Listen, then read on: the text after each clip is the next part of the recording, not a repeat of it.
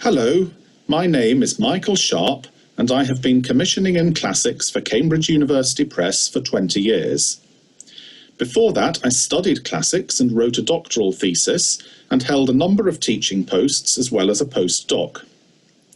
Although I haven't yet published a book myself, I have overseen the publication of well over 1,000 books by other people, at least half of which have been research monographs. I have been asked to give a short talk about the process of publishing a monograph, thinking especially of the needs of former PhD students and postdocs.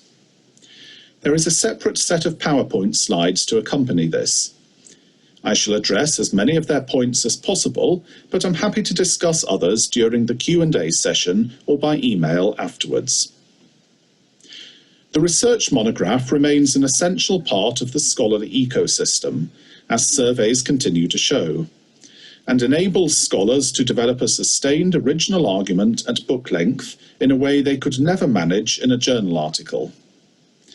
Few journals will accept articles of more than 10,000 words in length, whereas almost all monographs exceed 50,000 words in length, and many are much longer than that. Hundreds of new monographs are published in classics alone each year, and many institutions still require at least one monograph when considering decisions on hiring for permanent positions, granting tenure, and bestowing promotions. The research monograph is aimed firmly at scholars and advanced students, and can therefore assume a lot of basic prior knowledge. In this, it differs from a book written for a much broader audience, including general readers, which must explain everything from first principles. The vast majority of copies of research monographs are bought by university and college libraries rather than by individuals, although classicists have historically displayed a greater preference for buying them than scholars in other subjects. The heyday for the purchase of monographs was in the 1960s, when many new universities were established while older ones expanded, and when enormous sums of money were poured into higher education across the world. Several thousand copies of every title were sold routinely. Sadly, those days are long gone, and there has been a steady decline in average sales, so that now one can only expect to sell 100 to 250 copies of most monographs. That is because of the constant pressure on library budgets, which is mainly the result of the enormous proportion consumed by subscriptions to journals in science, technology, and medicine. This can be as high as 85% for many research institutions. In addition, many institutions no longer aspire to build research libraries and concentrate their purchases on books used by students, while an increasing number of libraries are sharing resources more efficiently through interlibrary loan and consortia arrangements, examples being OhioLink and in Germany. The COVID-19 crisis is already causing a deep recession and financial problems for universities and colleges, which will inevitably affect library budgets. Because the market is limited in most cases, monographs usually have to be issued initially as high-priced hardbacks and e-books, although some publishers proceed to issue a paperback at a later date. There are, of course, exceptions where monographs are issued at a much more affordable price from the start, whether in hardback or paperback, but this tends to be reserved for bigger books on certain topics by more established scholars, where a larger individual market can be envisaged. There are several different types of publisher of research monographs in classics. University presses play a major role, and these organisations are owned by their parent universities and governed by senior academics serving as syndics, delegates or trustees, who usually have to approve every new book contract. University presses are not-for-profit organisations, which doesn't mean that they don't have to manage their finances prudently or generate a surplus, but does mean they are not beholden to external shareholders. They vary enormously in size, from the huge OUP and CUP to some tiny presses with just a handful of staff. There are also some commercial publishers, such as Routledge, Bloomsbury, and many continental European firms like Brill and de Gruyter. Some are listed companies with external shareholders, others are privately owned by families, and while they aren't governed by academics, they do take advice from academics, while decisions are taken by publishing committees made up of editorial directors, sales and marketing. Finally, a few institutions like the Centre for Hellenic Studies and the British School at Athens also operate monograph publishing programmes of their own. All of you listening to me will have written a PhD thesis or be in the middle of writing one.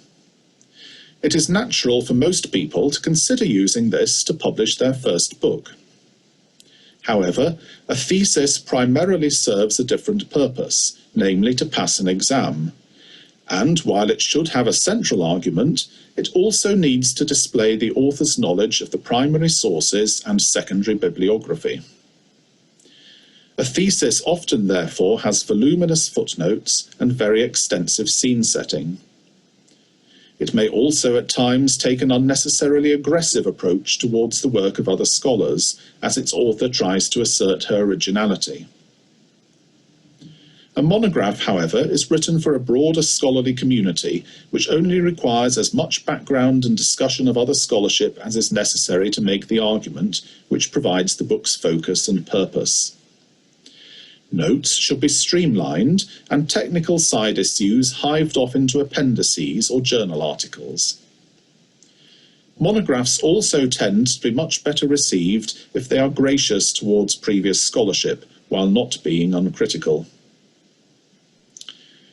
When you are thinking about turning your thesis into a book, take plenty of advice from your supervisor, examiners, friends and colleagues, even commissioning editors whom you can sound out at conferences or by email. And think very carefully about your work as a monograph and not as a thesis. Perhaps some parts of the thesis can be cut or published elsewhere, while other parts need expansion. Think particularly about why your monograph should matter to as broad a range of scholars as possible, and how you might revise the thesis with this in mind. Market conditions make it very difficult for a publisher to take on a book which is only going to interest a handful of other specialists.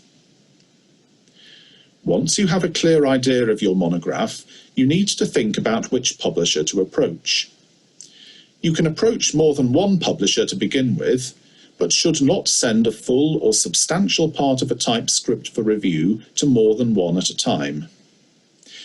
You are likely to select a publisher whose list you already know and admire, perhaps because it has published many important books within your area of research, perhaps because of its general reputation for quality.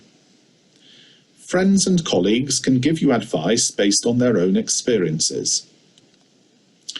The existence of a series within your area may be attractive, although only a relatively few series really do add value to the books they contain, usually because of active, diligent, and imaginative series editors. Personal relationships matter a great deal in publishing, and if you have met and liked the commissioning editor of a particular press, that could give you confidence to entrust them with your book. Finally, while I am afraid you cannot expect to become rich on the royalties from your book, some presses do require substantial subventions towards production costs, so financial matters may need to be considered.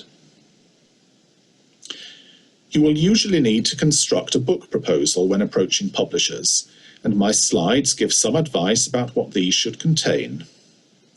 But the main purpose of a proposal is to persuade a commissioning editor to pursue your book further. It is therefore important that such an editor, who is usually very busy, can quickly grasp the point of your book through clear and correct English which doesn't assume she shares your specialist knowledge of the topic. She also needs to feel the book is commercially viable, and alarm bells will ring in her mind if the book is going to be very long or require a very large number of illustrations, although the offer of a subvention could help here. It is fine to give a foretaste of your book in journal articles or chapters in edited collections, and to rework this material into the book, as long as it occupies no more than a third of its length. The editor will help with the title if she pursues the book, but do bear in mind that the ways in which research monographs are discovered and sold these days mean that a clear main title, which clearly indicates the classical nature of the book, is essential to maximize dissemination and sales. This work cannot simply be left to the subtitle. If the editor is interested, she will probably ask to see more material, ranging from the thesis itself and the examiner's reports to some sample chapters of the book itself. She will then seek expert advice from some suitable scholars within the field, who will remain anonymous to you and who may even review your submission without knowing your identity.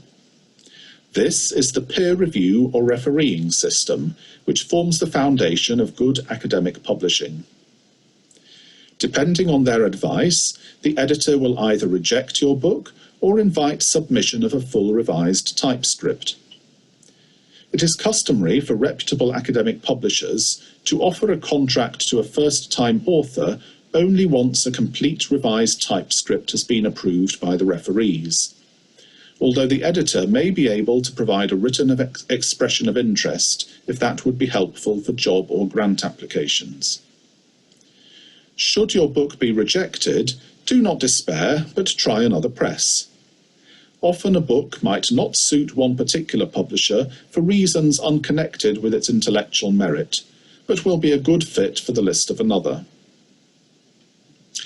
I won't say anything for now about the rest of the publishing process, but can address this during the Q&A session if desired. I'll make just 2 more points before concluding. First, academic publishers have for a decade or more published all new books in electronic as well as print form from the start.